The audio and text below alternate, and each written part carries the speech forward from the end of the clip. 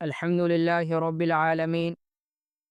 والصلاة والسلام على رسوله الكريم وعلى آله وأصحابه أجمعين. أما بعد. حضرات اساتذہ کرام، مہمانان عظام اور عزیز طلبہ، آج ہم جشن یوم آزادی منا رہے ہیں۔ یہ جو جشن یوم آزادی منائی جا رہی ہے، اس دن کے آنے کے لیے، اس جشن کو منانے کے لیے ہمارے علماء کرام نے، برادران وطن نے اور ہندوستان کے اندر رہنے والے ہر شہری نے وہ قربانیاں دی ہیں کہ جن کو تاریخ کبھی بھی فراموش نہیں کر سکتی۔ تاریخ نے ہر چیز کو نوٹ کر رکھا ہے۔ تاریخ کے اندر یہ بھی ہے کہ علماء کرام نے برادران وطن سے 100 سال پہلے ہی آزادی کی لڑائی شروع کر دی تھی۔ یہ کہا جاتا ہے کہ 1857 کے بعد سے جنگ آزادی شروع ہوئی، آزادی کی لڑائی لڑنا شروع کی گئی، حالانکہ اس سے 100 سال پہلے سے ہی ہمارے علماء کرام نے جگہ جگہ پر انگریزوں کو بھگانے کی، ان کو پریشان کرنے کی، ان کو اس ہندوستان کو چھوڑنے کے لیے لڑائیاں لڑی ہیں۔ لیکن تاریخ کے اندر صرف یہ یاد کرایا جاتا ہے کہ علماء کرام نے آخر کے اندر جنگ آزادی کی جنگ لڑی ہے۔ عزیز طلبہ، جیسا کہ ابھی ایک طالب علم نے کہا کہ جنگ آزادی کے اندر، آزادی کی پوری لڑائی کے اندر جتنا ہمارے علماء کرام نے اپنا خون بہایا ہے، برادران وطن نے اتنا پسینہ بھی نہیں بہایا ہوگا۔ یہ بالکل حق ہے، سچ ہے، اس کے اندر کسی ذرہ برابر بھی شک کی گنجائش نہیں۔ ہمارے علماء کرام نے اپنے جانوں کا نذرانہ پیش کیا، اپنے بچوں کو یتیم اور بیویوں کو بیوہ کیا، اور اپنے جانوں کا نذرانہ پیش کر کے یہ ہندوستان کو، وطن عزیز ہندوستان کو انگریزوں کے چنگل سے آزاد کرایا، اور مدارس کا قیام کر کے ایک کے بعد دیگر علماء کرام تیار کرتے رہے اور شہید ہوتے رہے۔ علماء کرام کو جگہ جگہ پر پھانسی دے دی جاتی، کیونکہ علماء کرام ہی تھے جو لوگوں کو ابھارنے کے لیے، جنگ پر آمادہ کرنے کے لیے جگہ جگہ پر جلسے کرتے تھے، جگہ جگہ پر لوگوں کو تیار کرتے تھے۔ تو انگریزوں نے بھاپ لیا تھا کہ اگر اس ہندوستان کے اندر علماء رہیں گے، اس ہندوستان کے اندر عالم رہیں گے، تو یہ ہم ہندوستان پر کبھی بھی قبضہ نہیں کر سکتے۔ تو انہوں نے یہ کام کیا کہ سب سے پہلے علماء کرام کو ختم کرنے کی کوشش کی۔ علماء کرام کو جگہ جگہ پر پھانسی پر لٹکا دیا جاتا۔ دلی کے اندر چاندنی چوک سے لے کر خیبر تک کوئی ایسا درخت نہیں تھا جس کے اوپر علماء کرام کی گردنیں لٹکی ہوئی نہ تھی۔ خود انگریز مورخ لکھتا ہے کہ ایک مرتبہ میں اپنے خیمے کے اندر گیا تو مجھے خیمے کے اندر سے بدبو آنے لگی، تو میں نے باہر جا کر دیکھا تو دیکھتا ہوں کہ کیا منظر ہے کہ تیل کھول رہا ہے، اور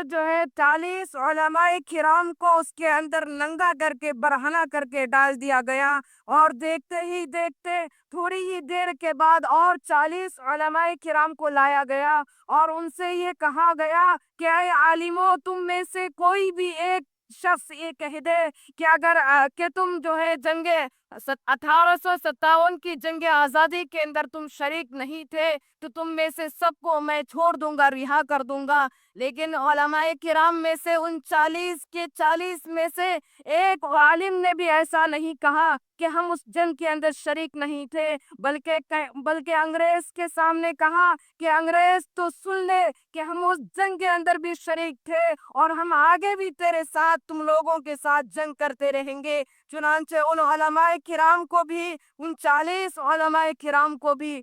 ابلتے ہوئے اور دہکتے ہوئے تیل کے اندر جو ہے ڈال دیا گیا اور علماء کراموں نے اپنے جان کا نذرانہ پیش کر دیا۔ اتنا ہی نہیں بلکہ حضرت مولانا شیخ الاسلام مولانا حسین احمد مدنی رحمت اللہ علیہ ان کے خلاف وارنٹ جاری ہو گیا اور ان کی گرفتاری کا جو ہے وارنٹ جاری ہوا، اور انگریز نے کہا کہ اے شیخ الاسلام، اے حسین احمد مدنی، تم کہہ دو کہ انگریز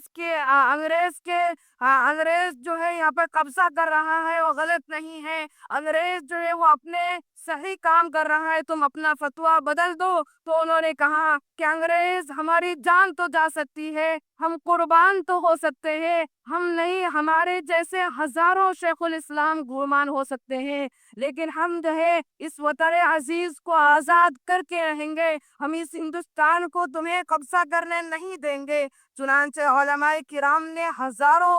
اور لاکھوں کی تعداد میں علماء کرام نے قربانیاں دی۔ صرف 1857 کی جنگ آزادی میں 51,000 علماء کرام کو شہید کیا گیا۔ صرف ایک جنگ کے اندر 51,000 علماء کرام کو شہید کیا گیا۔ تو یہ کوئی معمولی آزادی نہیں تھی، بلکہ جانوں کے بدلے میں آزادی ملی، اور جو قربانیوں کے بدلے میں ہمیں یہ آزادی ملی۔ ہمیں اس بات کی ضرورت ہے کہ ہم علماء کرام کی تاریخ کو پڑھیں، علماء ہند کی تاریخ کو پڑھیں، اکابرین دارالعلوم دیوبند کی تاریخ کو پڑھیں، اور سمجھیں کہ اس ہندوستان کے اگر سب سے زیادہ کوئی حقدار ہے تو وہ ہم ہیں، کیونکہ ہمارے علماء کرام نے، ہمارے ماننے والوں نے، ہمارے آباء و اجداد نے اس ہندوستان کی آزادی کے لیے اپنی گردنیں کٹائی ہیں، تو ہم اس ہندوستان کے شہری ہیں، ہمیں کوئی بھگا نہیں سکتا، ہمیں کوئی یہاں سے نکلنے کے لیے نہیں کہہ سکتا۔ آج ہمارے برادران وطن ہم سے کہتے ہیں، جس کو شاعر نے یوں اس انداز میں کہا کہ جب گلستہ کو خوں کی ضرورت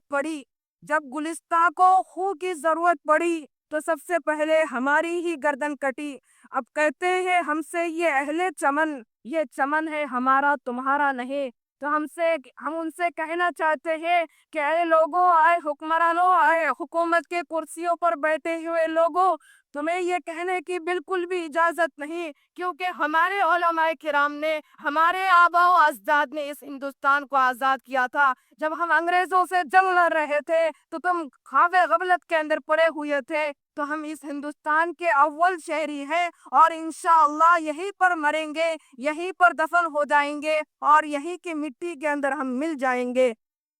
اس لیے ضرورت ہے کہ آج ہم علماء کرام کی تاریخ کو پڑھیں، علماء دارالعلوم دیوبند کی تاریخ کو پڑھیں، اپنے اکابرین کی تاریخ کو پڑھیں، اور جو ہے اپنے آپ کے اندر یہ احساس کمتری ہرگز پیدا نہ ہونے دیں کہ ہمیں جو بھگایا جا رہا ہے، ہمیں جو ہے پاکستانی کہا جا رہا ہے۔ ایسا ہرگز نہیں، ہم اس ہندوستان کے اولین شہری ہیں، رہیں گے، اور اسی مٹی کے اندر مل جائیں گے۔ اللہ تعالیٰ سے دعا ہے کہ اللہ تعالیٰ ہم تمام کو صحیح طریقے سے ہندوستان کے اندر پرامن زندگی گزارنے کی توفیق عطا فرمائیں۔